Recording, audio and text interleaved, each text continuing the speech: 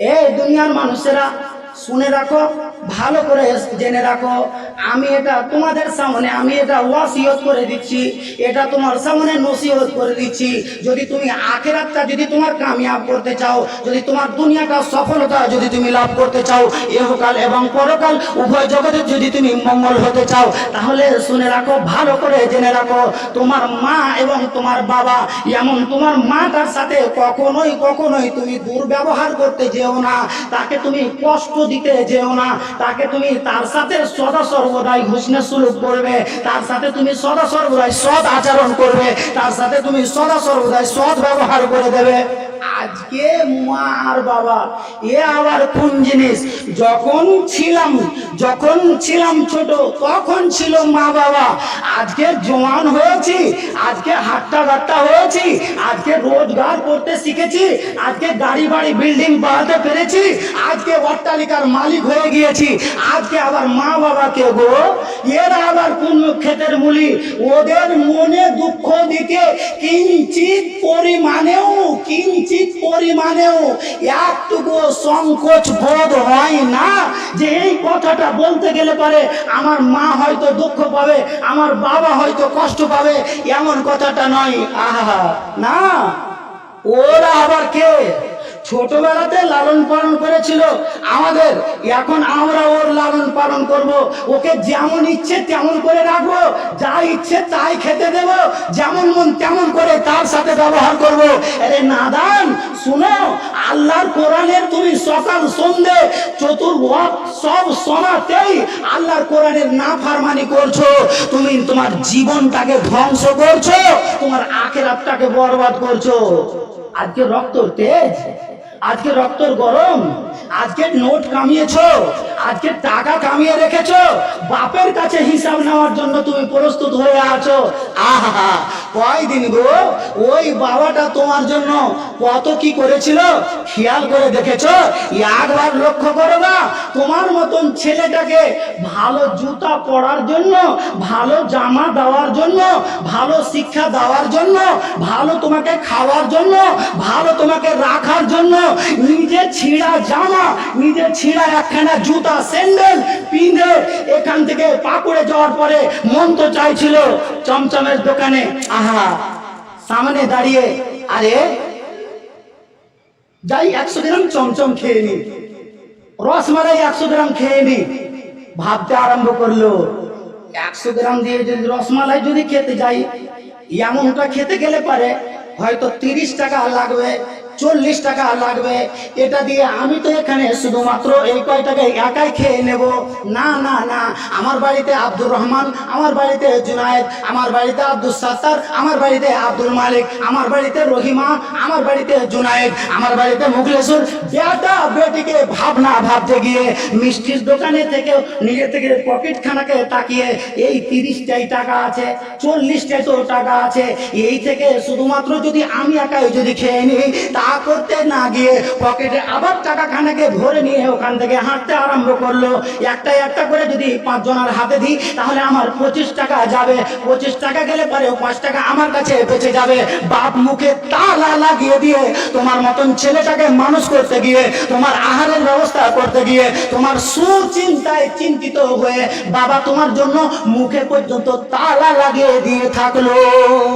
আয়েশ করে দিতে পারতো বাপ তোমার মতন ছেলেকে মানুষ করে, কিন্তু আজ সেই বাপ আল্লাহ মালিক, ও যদি একটুকু ভালো খায় তাহলে বেটার কাছ থেকে শুনোগা, কানকুটুরি বউ এসে লেগে আছে তার কাছ থেকে শুনোগা। তোমার বাপ তো সব সময় দেখছি আঙ্গুর আপেল বেদানা কাজু কিশমিশ, ওদের তো ভালো মন্দ চলতেই আছে, ওদের আবার কিসের টেনশন, ওদের কোনো অসুবিধে নেই। শুনো নাদানের বাচ্চা নাদান, তোমাকে বলছি আল্লাহর কোরআনকে তুমি লাথি মেরে দিয়ে চলছো। আল্লাহর কোরআন বলছে রে খাপারা শোন শোন শোন, তোর মা তোকে গর্ভে ধরে রেখেছিল কতদিন?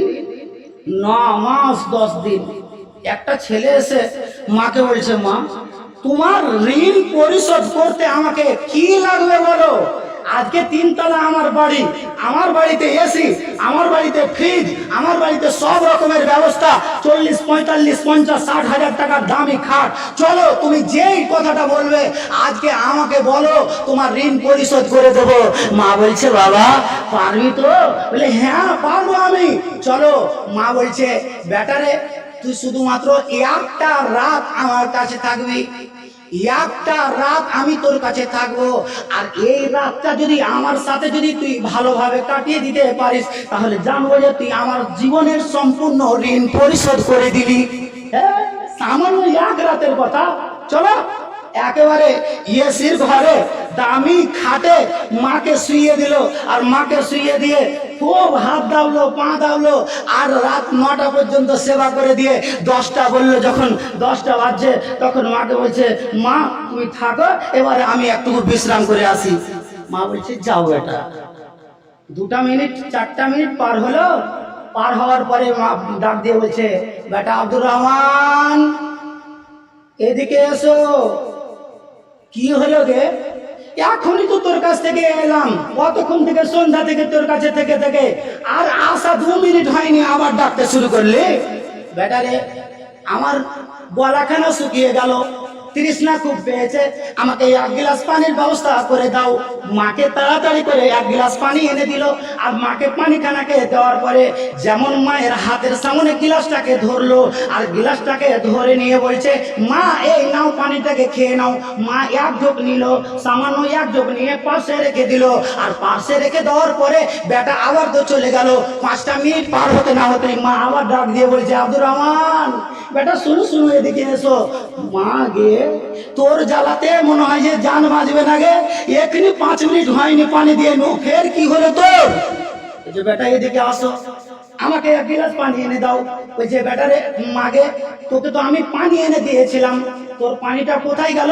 ওই যে বেটারে বুড়া মানুষ হাতটা থরথর করে কাঁপছিল, গ্লাসটা ধরতে গেলাম আর গ্লাসটা ধরতে গিয়ে উল্টে গেল, এই বিছানাটা ভিজে গেল। মাকে জাঁত মেরে বলছে তোর মতন লোকটার কি হুঁশ আছে? এটা কয় হাজার টাকার খাট তুই জানিস? এই জায়গাতে এই গদ্দাটা বিছা আছে কত টাকা তুই জানিস? এই রকম বিছানাটাকে তোর মতন লোক ভিজিয়ে দিল, তুই শুধবি কোথায়? তো বলছে বেটারে আর একখানা ছোটখাটো চাদর গালায় এনে দাও, এর উপরে আমি বিছিয়ে কোনো রকম ঘুমিয়ে যাবো।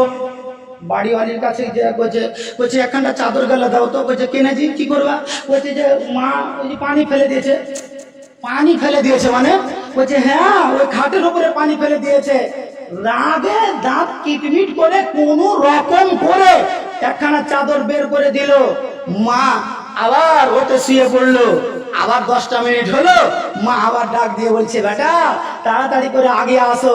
শেষের বেলায় রাত 11টা হলো, 12টা বাজতে না বাজতে বলছে যেমন করে থাকবি তুই তেমন করেই থাকবা, যেমন করে থাকবি তুই তেমন করেই থাকবা, আমার মতন লোক তোর কাছে আর আসতে পারবো না, তোর জ্বালায় অতিষ্ঠ হয়ে পড়লাম। আল্লাহ পাক রব্বুল আলামিন এই জন্যই বলছে এরে দুনিয়ার মানুষেরা শুনে রাখো, ভালো করে জেনে রাখো, তোমার মা তোমাকে গর্ভে 9 মাস 10 দিন ধরে বড় কষ্টের সাথে নিয়ে রেখেছে, তুমি একটা রাতের বদলা তুমি তোমার মায়ের দিতে পারবে না। মা বলছে বেটারে কি হলো? তুমি তো আমাকে বদলা পরিশোধ করতে বলেছিলে, আজকে তুমি তো আমার বদলা করে দিতে, আজকে তুমি আমার ঋণ পরিশোধ করতে, কি হয়ে গেল? এখন তুমি এত বিরক্ত কেন হয়ে গেলে? তাড়াতাড়ি করে এসো আমার কাজটা করে দাও। বলে আর তোমার কাছে যাব না। মা ডাক দিয়ে বলছে এরে নাদান ছেলে, তোর মতন লোকটাকে নিয়ে আমি যেদিন গর্ভে ধারণ করেছিলাম, যেদিন তুই আমার পেটে এসেছিলিস, মাত্র 2 মাস পার হলো, মাথা ঘুরা নিয়ে উঠতে পারতাম না, সারা দিন শুয়ে শুয়ে কাটিয়ে দিলাম। 3 মাস পার হলো, খাবারে অরুচি চলে আসলো, খেতে বসলাম, মাছ দিয়ে খেতে বসলাম, মাংস দিয়ে খেতে বসলাম, কিছুই যেন খেতে পারি না। অল্প কয়টা খাওয়ার পরে আবার যেন উল্টে হয়ে গেল। এত কষ্টের সাথে কাটিয়ে দিলাম, যেমন 6 মাস হলো, যেমন 7 মাস পার হলো, যেমন 8 মাসের মাথায় গিয়ে পড়লাম। সারা রাত ধরে তোর মতন ছেলেটা আমার পেটে এতবার লাথি মারলি রে, এতবার লাথি মারলি, তোর জ্বালায় সারা রাত শান্তি ভাগে ঘুমাতে পারিনি, তোর জ্বালায় আমি শান্ত ভাগে আরামের সাথে ঘুমাতে পারিনি, কখনো ডান কাট কখনো বাম কাট, এই করে করে আমি রাতটাকে কাটিয়ে দিলাম। বিছানা থেকে উঠে গেলাম, দেওয়ালে হিরানা দিয়ে দাঁড়িয়ে আছি। ছোট ছোট আর ভাই বোনেরা ছিল, তারা তাকিয়েছিল, তাদের কাছে আমি যেতে পারিনি।